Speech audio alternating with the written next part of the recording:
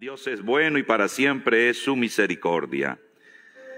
Y quiero invitarle rápidamente esta mañana que vayamos a lo que es lo más importante, la palabra de Dios, la palabra del Señor. Aleluya, alabado sea Dios.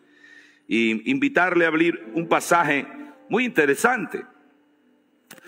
Siempre les digo que la Biblia tiene diferentes géneros literarios.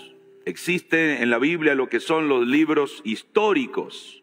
Los libros históricos son los que cuentan las historias de los reyes de Israel, de Judá, o pasajes que son históricos, que son descriptivos, que nos relatan las cosas que acontecieron, como por ejemplo el diluvio, como por ejemplo la historia de David y Goliat, etcétera, etcétera. Pero la Biblia también tiene pasajes que son directamente teológicos, que hablan acerca de Dios. Esos pasajes, ese género teológico, habla acerca de Dios, de la naturaleza de Dios, de los atributos de Dios, de que Dios es espíritu, de que Dios es invisible, de que Dios es omnipotente, que Dios es omnipresente, que está en todas partes, que Dios es omnisciente, que lee los pensamientos de las personas y que sabe hasta cuántos cabellos tiene la gente en su cabeza. También la Biblia tiene pasajes que son normativos, es decir, donde Dios expresa su voluntad y pone leyes y estatutos, preceptos y mandamientos para que los seres humanos vivamos en alegría y en felicidad, en el hogar, en la vida personal, en la iglesia, en la sociedad, etcétera. También la Biblia tiene pasajes que nos relatan acerca de la vida y obra de nuestro Señor Jesucristo, etcétera, etcétera. Pero hay un género en la Biblia que es el género profético. Y este género profético es el periódico de mañana. Es cuando Dios nos anticipa las cosas que van a suceder después. Es decir, lo que viene por delante. Cuando una persona no conoce el camino y está conduciendo, tiene mucha tensión porque no conoce el camino. No conoce si la próxima curva es a la izquierda o a la derecha. Peor si es un camino de precipicios.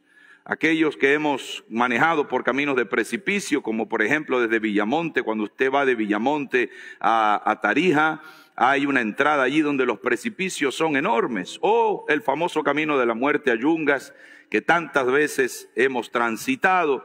Y las personas que conducen por primera vez ese camino tienen nervios, tienen tensión. También los pasajeros, los acompañantes, porque no saben qué viene después. Pero aquellos que conocen el camino, aquellos que saben que hay un precipicio, que hay un puente, que hay un bache, que hay una catarata, que hay una curva pronunciada, aquellos que, como en la cuesta de Sama, ¿verdad?, que saben también que hay un lugar donde muchos vehículos se han caído, como saben lo próximo en el camino, eso produce en la persona dos bendiciones. La primera es tranquilidad y la segunda es precaución, porque sabe que viene por delante un gran peligro, pero también sabe que si va a la velocidad correcta, por el carril correcto, con la precaución debida, no va a sufrir probablemente ningún daño, ningún perjuicio, ni él ni las personas que ama y le acompañan. Yo, por ejemplo, una vez en la cuesta, en el camino de Tarija, ¿no?, en la cuesta de Sama, iba con mi familia manejando un minibús que teníamos, un Toyota Delica en ese tiempo, y efectivamente no conocía el camino, y cuando de repente en una de esas curvas se me aparece una flota y un camión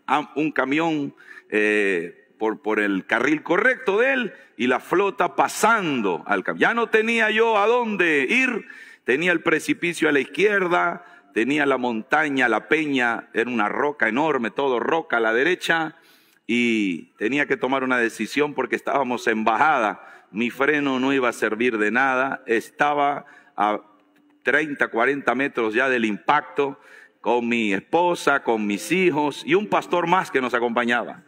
Y tuve que darle a la montaña. Me choqué contra la montaña, el paragolpes, tiene unos fierros, el Delica ahí para protegerlo, vino hacia atrás, frenó la rueda quedó torcida, el frente arruinado, pasó el susto. Eso fue porque no conocía el camino. Cuando uno no conoce el camino, lo que necesita es ir con calma. Pero una vez que lo conoce, uno ya tiene esa precaución y tiene esa seguridad. Y dice, yo conozco el camino. ¿Cuántos conocen a Jesús, que es el camino? Diga al de al lado, si conoces el camino, quédate tranquilo.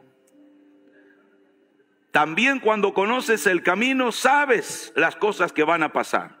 Hay un pasaje profético que es el periódico de Dios del mañana y que nos muestra lo que está pasando hoy en el mundo y lo que va a pasar pronto. Estoy hablando de Isaías capítulo 24.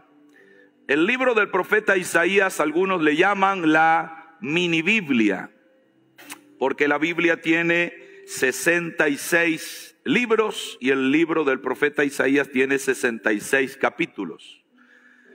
Porque la Biblia habla en el Antiguo Testamento en 39 libros del juicio de Dios. Y los siguientes 27 libros de la Biblia, el Nuevo Testamento, habla de la gracia de Dios, aunque hay juicio también.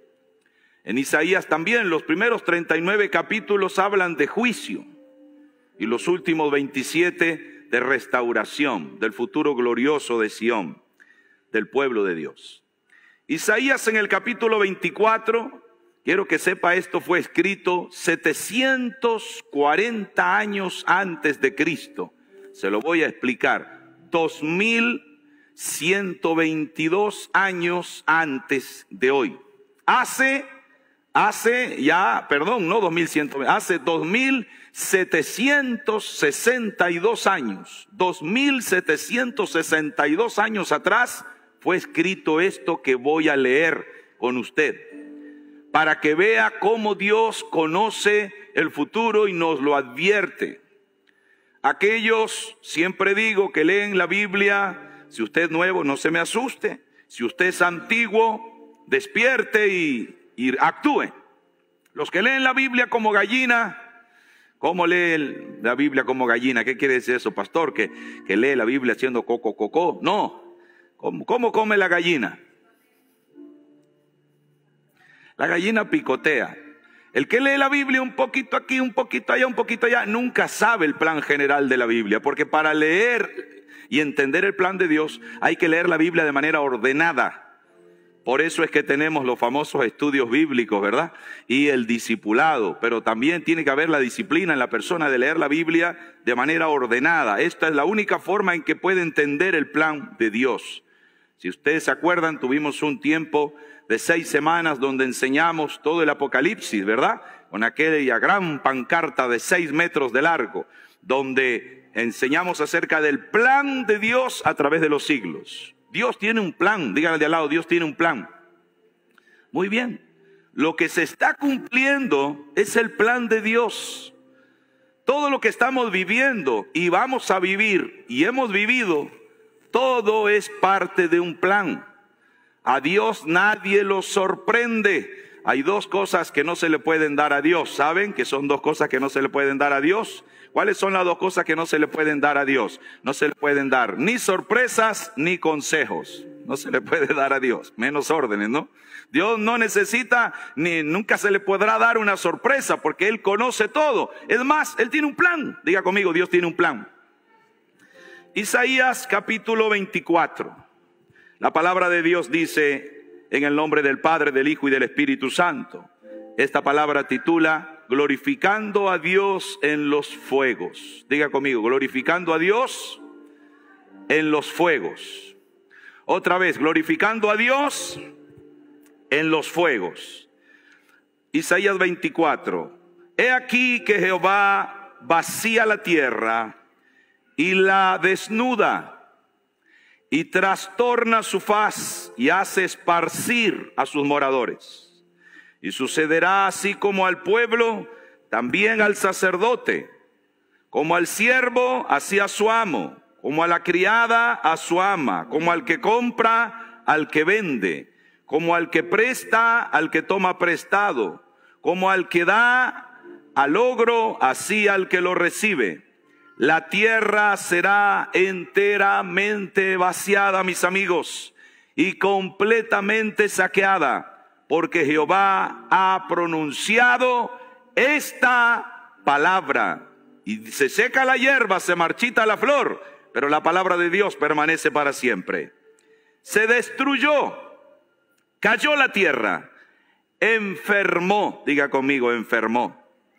Cayó el mundo, enfermaron, otra vez, enfermaron los altos pueblos de la tierra, y la tierra se contaminó, diga conmigo, se contaminó, bajo sus moradores, porque traspasaron las leyes, falsearon el derecho, quebrantaron el pacto sempiterno. Por esta causa, la maldición, diga conmigo, la maldición, consumió la tierra y sus moradores fueron asolados. Por esta causa fueron consumidos los habitantes de la tierra y disminuyeron los hombres. Diga, disminuyeron. Claro que disminuyeron. Estamos llegando a 6 millones de muertos en 2 años. Se perdió el vino, o sea, la alegría. Enfermó la vid, las fiestas. Gimieron todos los que eran alegres de corazón, los que amaban las pachangas, los buris, los karaokes, las rocolas. Esos están gimiendo por las leyes secas y por las prohibiciones que llegaron y van a llegar. ¿Qué más dice la palabra? Cesó el regocijo de los panderos, se acabó el estruendo de los que se alegran, cesó la alegría del arpa. No beberán vino con cantar, la sidra les será amarga a los que la bebieren. Quebrantada está la ciudad por la vanidad, toda casa se ha cerrado para que no entre nadie. Diga conmigo, se cerraron las casas. Fíjese usted, el encierro, la enfermedad, la contaminación. Estoy leyendo algo que fue escrito, se lo vuelvo a repetir, hace 2762 años atrás, año 740 antes de Cristo. Dice la Sagrada Escritura en el verso 11, hay clamores por falta de vino en las calles. Todo gozo se oscureció, se desterró la alegría de la tierra, la ciudad quedó asolada y con ruina fue derribada la puerta. Porque así será en medio de la tierra, en medio de los pueblos, como olivo sacudido, como rebuscos después de la vendimia. Estos alzarán su voz, cantarán gozosos por la grandeza de Jehová, desde el mar darán voces. Verso 15. Glorificad por esto a Jehová en los valles, en las orillas del mar sea nombrado Jehová, Dios de Israel. Palabra de Dios. Padre, te damos gracias porque hasta aquí, Ebenezer, tú nos has ayudado. Agradecemos el día de vida que nos has regalado hoy y te pedimos fortaleza y consuelo para los que hoy están de luto, pues han perdido a un ser querido, un niño, un joven, un adulto, un anciano, una hija, un hijo, un padre, una madre, un esposo, una esposa, un hermano, un amigo. Padre, rogamos misericordia por los 170 que están conectados a respiradores en nuestra ciudad, luchando entre la vida y la muerte en este momento. Oramos, Señor, dándote gracias porque tú nos dejas respirar el aire gratuitamente, porque nuestro corazón late y porque nuestro espíritu hoy ha sido movido a estar en este santuario para recibir tu palabra, tu bendición, tu gracia y tu poder. Te damos las gracias en el nombre maravilloso de Jesús y te pedimos que hables a nuestras vidas y corazones. Para la gloria de Dios así sea. Amén, amén y amén. Dele un aplauso a la palabra de Dios y al Dios de la palabra.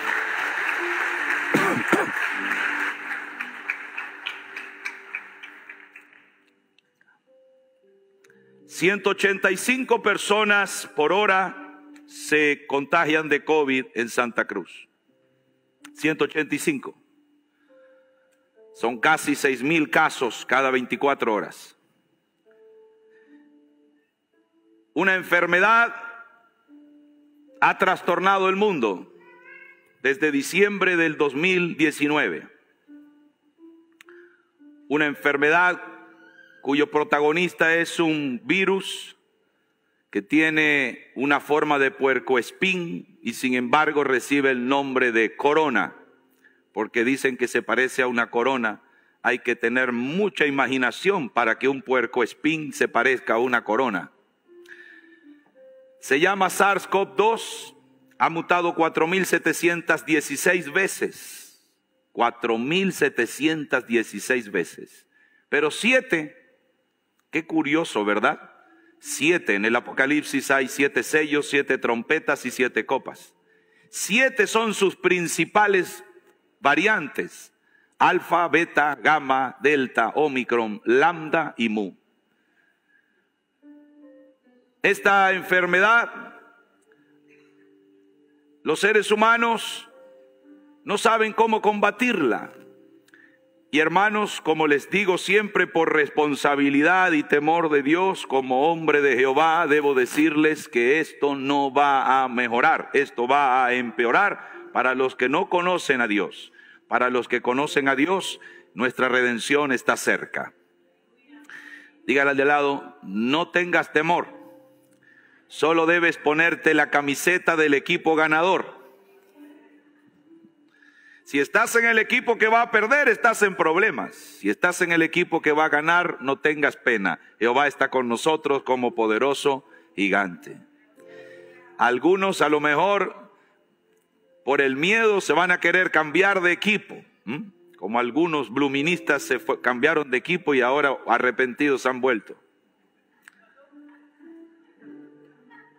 Dígale al de al lado, sé fiel hasta la muerte y Dios te dará la corona de la vida.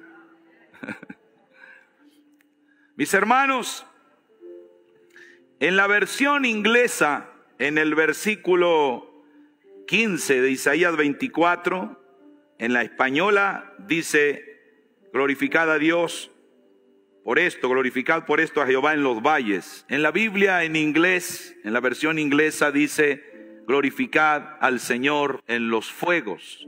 Cuando yo leí la versión inglesa me llamó poderosamente la atención al compararla con la española, la diferencia en los valles y en los fuegos. Ambas traducciones pueden decirse que son correctas, porque en el Salmo 23 dice, aunque ande en valle de sombra y de muerte, no temeré mal alguno. Pero en la versión inglesa dice en los fuegos, que significa también en las pruebas, en los momentos malos. Aquí hay una gran enseñanza y una gran lección para nosotros. Primero, recordemos lo que acabamos de leer como enseñanza general. El juicio de Dios está llegando a la tierra. Diga conmigo, el juicio de Dios está llegando a la tierra. ¿Por qué? La Biblia dice en Mateo 24 que en los últimos tiempos sería como en los días de Noé. Porque en los días de Noé, dice la Biblia, que los hombres se contaminaron y comenzaron a acostarse hombres con hombres y mujeres con mujeres. Y cometieron toda clase de maldades y de pecados. Y adoraron a dioses falsos. Y promovieron el homosexualismo, el lesbianismo, la violación, el incesto, la zoofilia, la necrofilia, la pedofilia, la gerontofilia, y ofendieron a Dios. Y produjeron uno de los versículos más increíbles de toda la Escritura. Entonces se arrepintió Dios de haber hecho al hombre. Y decidió, en Génesis 6 y 7, enviar un gran diluvio sobre la tierra para raer, para arrancar, para quitar de la tierra la maldad Y la maldad estaba tan prendida al hombre, que la única solución era quitar al hombre de la tierra. Por eso dice la Biblia, envió el primer diluvio, porque la Biblia habla de dos diluvios. De dos diluvios, pastor, sí. El primer diluvio de Génesis es de agua. El segundo diluvio del Apocalipsis es de fuego. Nunca más la tierra va a ser castigada con un diluvio de agua. Por eso apareció el arco iris, señal del pacto, que nunca más ese será el elemento usado por Dios para enviar juicio. Pero si lee Apocalipsis, descubrirá que hay un segundo diluvio, el diluvio de fuego, que va a venir sobre la tierra. Todo esto es anticipado por las señales de Mateo capítulo 24, entre las cuales una de ellas son las enfermedades, las pestes, que van anunciando el juicio de Dios. Y como hemos leído, no importa si uno es cristiano o no es cristiano, hay cosas del juicio de Dios que nos van a afectar también a nosotros. Escúcheme, cuando Dios envió las plagas a Egipto, ¿cuántas plagas eran? 10. ¿Usted se acuerda de la primera? La suegra. No fue una plaga. ¿Cuál fue la primera plaga? El agua se convirtió en sangre. ¿Se acuerda de alguna otra plaga? Las ranas. ¿Otra? Langostas. Las moscas. El granizo. La oscuridad. Las úlceras. Y la muerte de los primogénitos. En todas las plagas, Israel fue protegido de todas las plagas. Hermanos, la verdad es que si usted lee la Biblia va a descubrir que no. Hubieron 3 plagas que afectaron al pueblo de Dios y 7 plagas que no afectaron al pueblo de Dios. Pero hay 3 que sí. También Israel fue afectado. Por eso, cuando hemos leído Isaías 24, dice, así como al pueblo, también al sacerdote.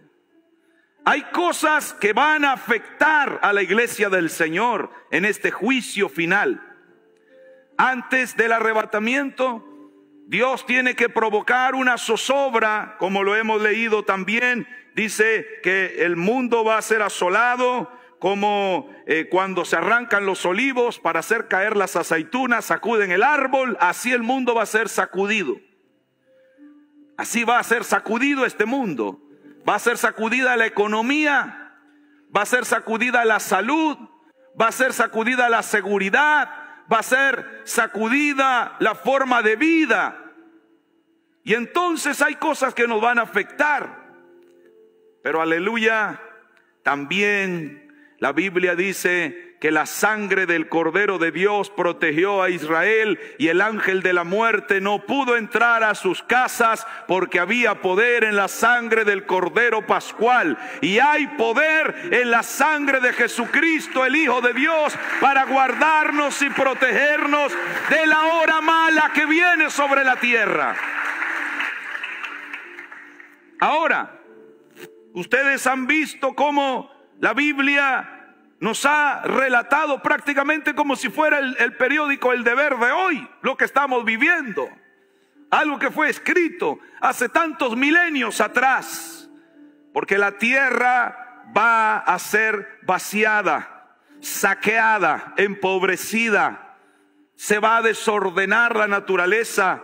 Van a aparecer enfermedades cada vez peores, nuevas, que la ciencia no va a poder manejar. Los médicos se van a enfermar igual que los pacientes.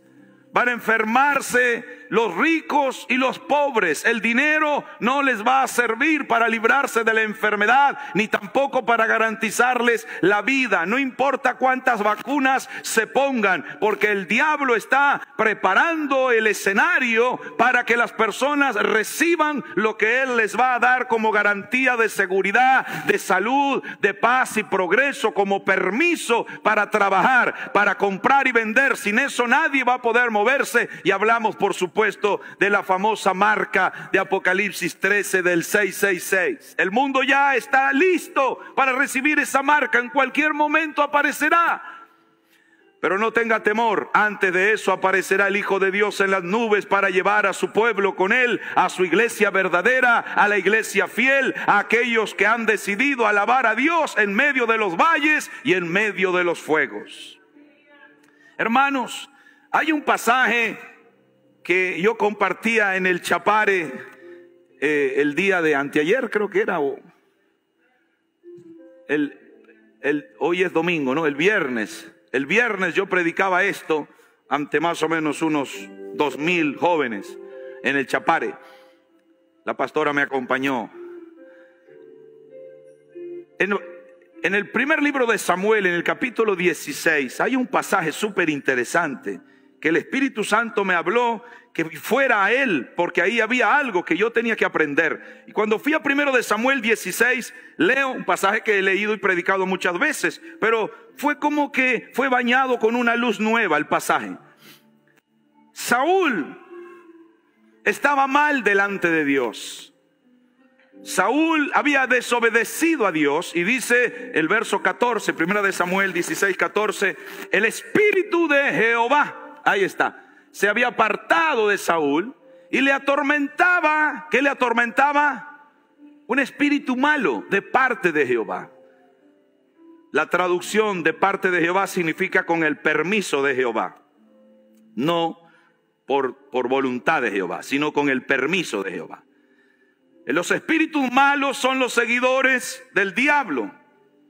Isaías 14, Ezequiel 28, Apocalipsis 19. Habla del origen de los demonios. Dios no creó demonios. Dios no creó espíritus malos. Dios no creó hombres malos. Dios no creó mujeres malas. Dios no creó la maldad. La maldad es la ausencia de la bondad, así como la oscuridad es la ausencia de la luz. Por tanto, los demonios son los ángeles que desobedecieron a Dios, los ángeles que siguieron a Lucifer, los ángeles que fueron echados a la tierra y que su tarea hoy es justamente robar, matar y destruir. La frase atormentaba viene del latín tormentum, que quiere, así nace la palabra tormenta. Cuando uno estudia la etimología de la palabra tormenta va a descubrir algo. Tormenta no tiene nada que ver con la lluvia. Nosotros decimos cuando llueve mucho es una tormenta, pero esa es una paráfrasis. No es que realmente sea el origen de la palabra. Interesante. ¿De dónde viene la palabra tormenta? Cuando los ejércitos asediaban a una ciudad, tenían un aparato que llamaban tormentum. Era como una especie de catapulta y le llamaban tormentum. Y tenía unas cuerdas, y a esas cuerdas uno las retorcía, las retorcía, las retorcía. Cuanto más las retorcía, más fuerza comprimían, contenían para soltar lo que iban a lanzar sobre los muros de la ciudad. Entonces había que retorcer las cuerdas. Cuanto más se retuerce la cuerda del tormentum, más efectivo es. Y lo mismo es aquí. Hay que retorcer las cuerdas. Retorcer los pensamientos. Cuanto más se retuercen los pensamientos de la persona, cuanto más se retuercen sus sentimientos, cuanto más se retuerce lo que escucha, las palabras que oye, más la persona se va a desesperar y va a ser más fácil atormentarlo. Además, todo el tiempo en el Nuevo Testamento Jesús estuvo liberando personas endemoniadas que dice que eran atormentadas por espíritu malo. La misma frase, aunque en el griego, en el Nuevo Testamento, la palabra es bastanizo, que ahora voy a explicar qué significa bastanizo, pero estoy en la palabra tormentum. Entonces ponían en la catapulta piedras con fuego, muchas piedras con fuego. También a veces ponían escorpiones, a veces ponían serpientes y lanzaban todo eso. Y cuando caían todas aquellas bolas de fuego, aquellos animales, aquellos escorpiones, interesante porque creo que es Apocalipsis capítulo 9, verso 5, la quinta trompeta son los escorpiones del infierno. Muy interesante, que dice que van a atormentar a los hombres 5 meses.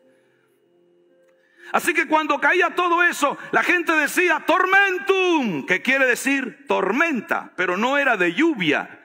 Por eso cuando llueve mucha gente dice esto es una tormenta, pero es una comparación, porque la palabra tormenta no viene del agua, viene de allí, del asedio a una ciudad, haciendo llover desgracia, fuego, veneno. Entonces la gente se desespera mirando hacia arriba y se siente atormentada.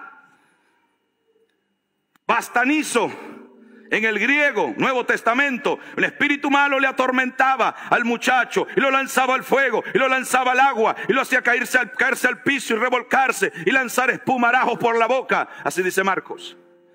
Bastanizo, atormentado, era una tortura. La palabra utilizada, bastanizo, es un sistema de tortura. Cuando a un prisionero lo tomaban y lo ataban, lo inmovilizaban y hacían que una gota cayera sobre su cabeza, una gota cayera sobre su cabeza sin cesar. Toc, toc, toc, toc, toc, toc, toc, toc. La persona empezaba a ponerse inquieta, la persona empezaba a enloquecerse, la persona empezaba a divagar, la persona empezaba a gritar porque estaba atormentado.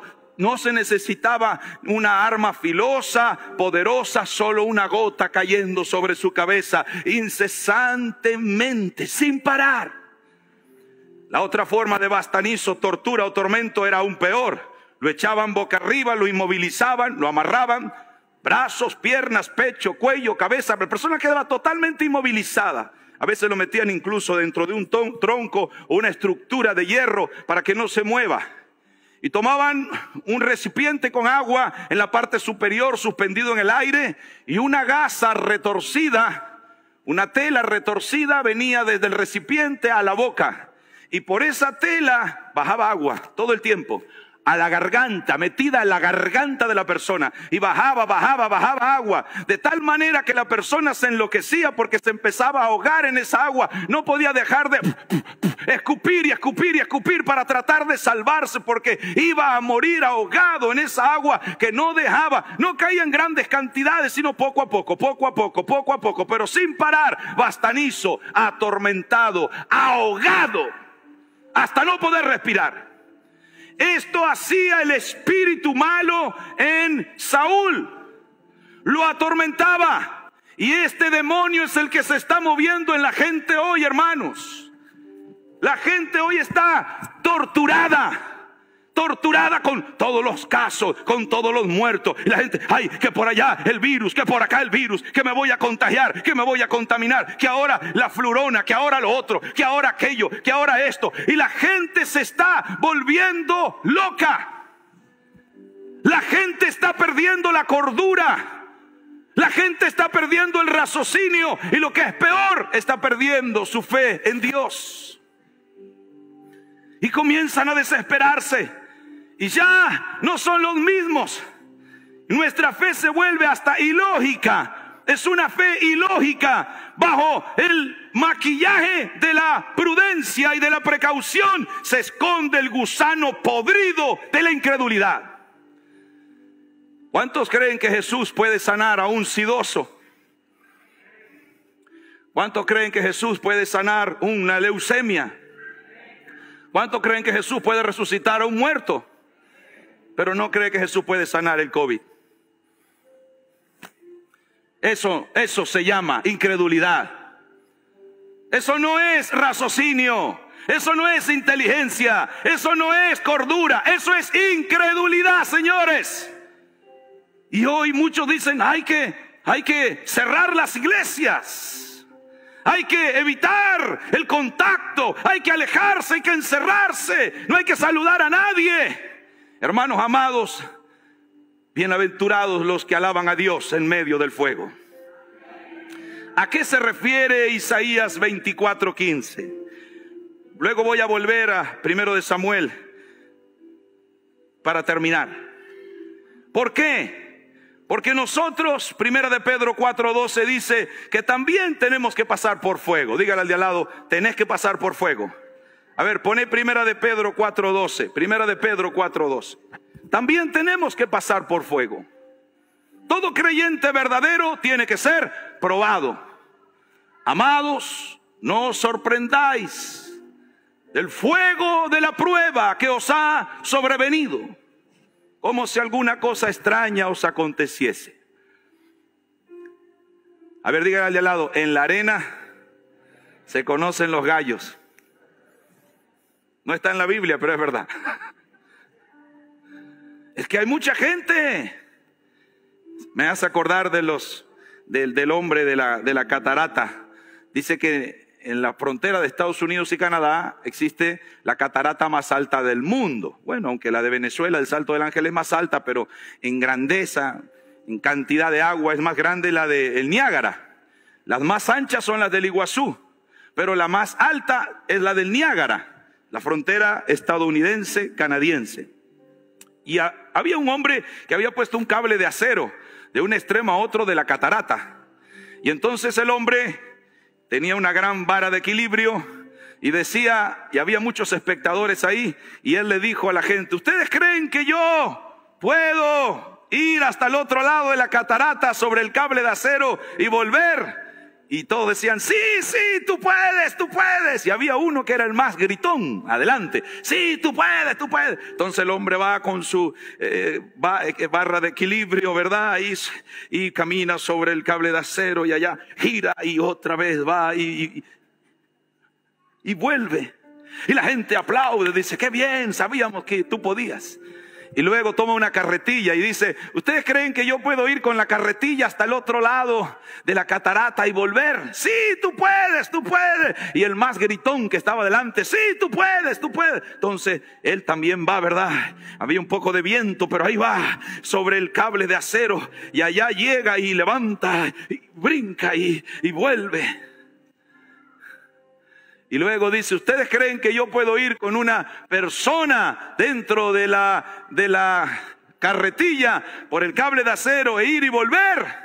Sí, sí, tú puedes, tú puedes. Y el más gritón que estaba delante, sí, usted puede, usted puede. Muy bien, usted que está aquí adelante, venga, súbase a la carretilla, con usted voy a ir. Y el hombre dijo, no, tú no puedes. Porque cuando él tuvo que ser parte de la fe, ya no tuvo fe. Amados hermanos, sin fe es imposible agradar a Dios. Nadie va a ir al cielo sin fe. ¿Cuántos quieren ir al cielo? Díganle al de al lado, tenés que tener fe. Si vas a ser una persona incrédula, si vas a ser una persona cobarde, no vas a ir al cielo.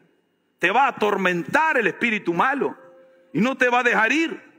Sadrac, Mesach y Abednego, recuerdan el libro de Daniel, metidos en el horno de fuego, y ellos decían, el Señor puede librarnos, pero si no nos libra, igual no vamos a adorar la estatua de Nabucodonosor. Ellos tenían fe. Fe no es que, escuche esto, fe no es creer que las cosas van a ser como yo quiero. Fe es creer que Dios sabe lo que hace. Eso es fe. Si el Señor quiere que yo me vaya, que ya no viva más, aleluya. Por la fe entraré al cielo, a las calles de oro. Alguien diga amén.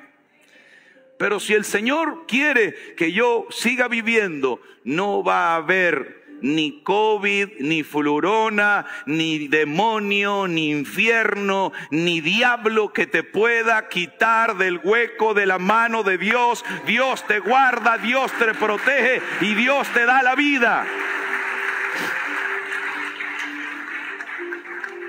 Terminemos con lo que les comentaba. cómo se ahuyenta, porque hasta aquí les he dicho qué es el bastanizo, el tormentum, el demonio de tormento. Hay un demonio de tormento que ya se soltó. Los demonios de Apocalipsis 9:5 ya están anticipados en nuestros días. La gente está asustada. Primero de Samuel 16. David todavía no había matado a Goliat. Eso va a ser en el capítulo 17, el capítulo siguiente. Esto pasa antes. David es enviado al palacio, Saúl lo pide, porque él tenía 7 virtudes. Las 7 virtudes están en primero de Samuel 16:18. No las voy a leer, sus 7 virtudes. Pero dice la Biblia, verso 23.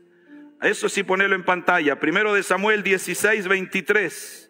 Primero de Samuel 16:23. Y cuando el espíritu malo, o sea, el demonio de tormento, de parte de Dios venía sobre Saúl, David tomaba el arpa y tocaba con su mano.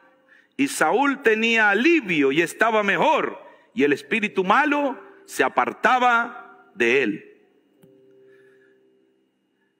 El espíritu malo venía todos los días a atormentar a Saúl. Y parece que tenía una hora. Interesante eso, ¿no? Hace años atrás yo estuve una vez ministrando en la liberación de una muchacha que estaba poseída por demonios. Y era interesante que los demonios siempre tenían una hora para atacarla. A ella especialmente era a las 12 de la noche. A las 12 de la noche era donde empezaba. Era increíble, no había reloj en el cuarto. Ella no tenía reloj. No había forma que ella supiera que eran las 12 de la noche para que alguien dijera, a las 12 de la noche la muchacha a propósito. No, ella no tenía forma de saber que eran las 12 de la noche. Pero a esa hora los demonios la atacaban. A esa hora. Yo no sé por qué. Bueno, sí sé algo, pero no es el tema de esta mañana. Otro día lo compartiré. Los demonios tienen sus estrategias de lugares, horas y formas. Pero ellos trabajan incluso hasta con días. Por eso es que usted va a ver que hay ciertos días y ciertas horas donde la actividad diabólica es más grande. Y amados hermanos, este demonio venía y atormentaba a Saúl a cierta hora. ¿Y qué hacía Saúl cuando era atormentado? Una persona atormentada se vuelve loca, se descontrola. El rey se descontrolaba, se le cambiaba la cara, se le cambiaba la mirada, empezaba a decir palabras incongruentes, empezaba a romper cosas, a tirar cosas, a volverse violento. Todos los días a la misma hora era atormentado por un espíritu de tormento, un demonio de tormento que le quitaba la paz y la tranquilidad. Y entonces dijeron, traigan a ese hijo de Isaí que toca el arpa. Y dice que de las 7 virtudes, la más importante es esta: Jehová estaba con David. Él estaba con David porque el Espíritu de Dios ya estaba en él. En cambio, el Espíritu de Dios se había apartado de Saúl. Cuando uno pierde la comunión con Dios, hermano, hay una grieta enorme y ahí es donde el diablo te atormenta y te dice, te va a ir mal, te vas a enfermar, tu matrimonio se va a quebrar, tu esposa te va a dejar, tu marido te va a engañar, tu hijo se va a morir, te vas a enfermar, tu negocio va a fracasar, todo te va a ir mal. Eso es tormento. Retorcer las cuerdas en tu cabeza para que cada vez te sientas más angustiado, más desesperado. Pero traen a David, un muchacho de 17 años que está con Dios y Dios está con él. Alguien diga gloria a Dios. Y cuando él toma el arpa, algo pasa. Miren, todos los criados del rey, estaban, yo creo que súper asustados. Porque todos los días a la misma hora pasaba lo mismo. Entonces seguramente ya va a llegar el demonio, ya va a llegar el que atormenta. Y todos se desesperaban.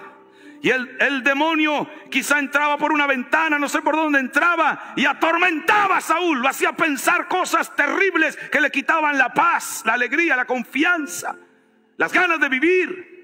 La templanza, la cordura. Se volvía un loco, atormentado. Entonces, en ese momento, David empezaba a tocar el arpa.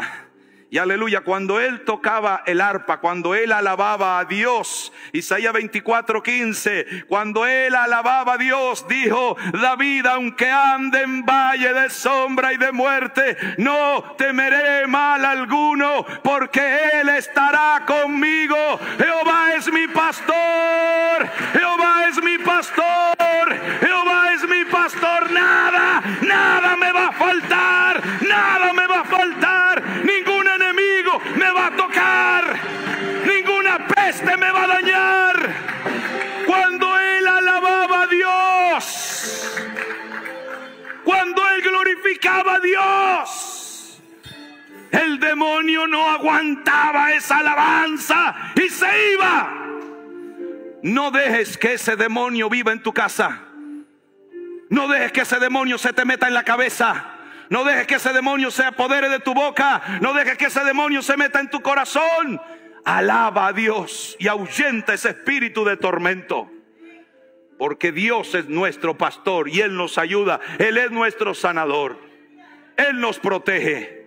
Caerán 1000 a tu lado, 10,000 a tu diestra, pero a ti no llegará. Hay poder en el nombre de Jesús de Nazaret. Confía en Dios. Y si te llegas a enfermar, y si te llegan a meter en el horno de fuego, como a Sadrach, Mesach y Abednego, porque Dios no los libró de ser metidos en el horno de fuego, Dios los libró de ser destruidos en el horno de fuego. Dios no libró a Daniel de ser metido al foso de los leones. Dios libró a Daniel de ser devorado en el foso de los leones. Quizás Dios no te libre del COVID, quizás Dios no te libre de la gripe, de la flurona, no sé de qué otra soncera más aparecerá, pero sí te digo que Él te librará de ser destruido por ninguna enfermedad ni por ningún espíritu de tormento. Él te guardará. Ten fe en Dios, confía en Dios. Haz sonar tu arpa y alaba a Dios. Porque cuando tú alabas a Dios, los demonios huyen. Los demonios huyen cuando tú alabas a Dios. Pongámonos de pie, aleluya.